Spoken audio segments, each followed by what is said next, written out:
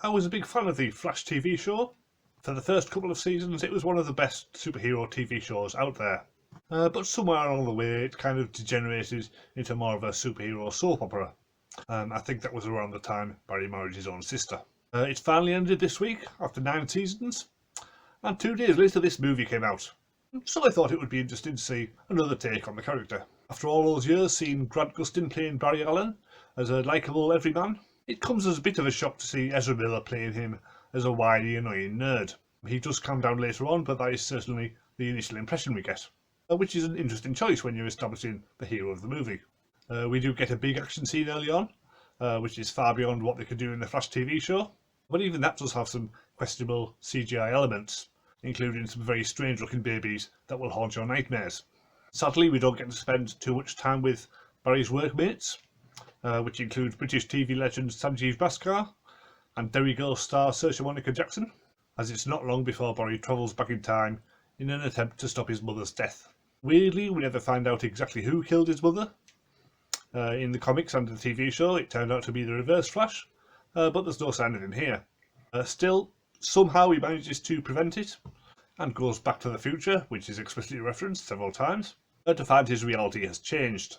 For some reason, which is never explained, he doesn't make it all the way back to the present.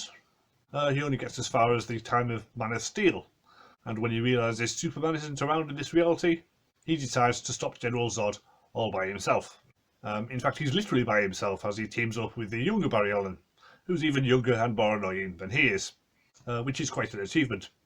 The CGI used to put the two Barrys on screen at the same time is pretty amazing, and you do soon forget that they're played by the same person. I hate to give Ezra Miller any credit, as by all accounts he's not a very nice human being, but his portrayal of the two Barrys is quite a clever acting performance.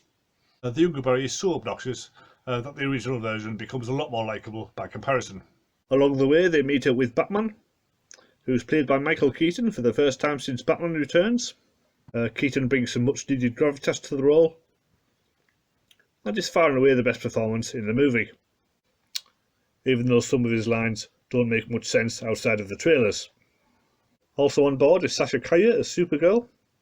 She got a lot of flack for not being blonde or white, but I think she does a good job. This is clearly a very different Supergirl to the one we see on TV, and her performance reflects that. Michael Shannon also returns as General Zod. Him and his sidekicks are basically just there for the big fight scene, and don't really have much else to do. But I'm sure anyone who's nostalgic for Man of Steel will be thrilled to see them again. The ending is a bit of a mess. You can tell that the film's been through countless writers and directors over the years, and they've all thrown in their own ideas along the way, and they've all made it to the screen. The scenes set in the Speed Force are visually overwhelming, and it's quite hard to tell what exactly is supposed to be going on. There's also a whole sequence showing different worlds in the multiverse, which is clearly just there to show off the technology. Look, we can bring back young versions of dead movie stars, just like Star Wars did a few years ago, but not much more convincing. Where it does succeed is on the personal level. The story of Barry finally accepting his mother's death and learning to move on does give his story a strong emotional conclusion. But if you think about it for a while, you realise that could still have happened just 90 minutes earlier, without any of the multiverse stuff. But then the movie would have been a lot shorter. So yeah, overall it's a bit of a mixed bag. I've been slagging it off quite a bit, but I did enjoy it a lot more than some of the other DC movies. The fact that it has a sense of humour makes it a lot more enjoyable than Zack Snyder's work. The action scenes are spectacular, so it's certainly worth seeing on the big screen, but the mixture of characters from different universes seems a bit random, and all of the silent multiverse cameos are totally gratuitous. Still, it's a lot of fun, and if you don't expect too much, you won't be disappointed. Anyway, DC still have a few more movies coming out this year. Blue Beetle and Aquaman 2. Whether or not I'll go see them, I still don't know. But this one certainly wasn't as bad as it might have been, so you never know.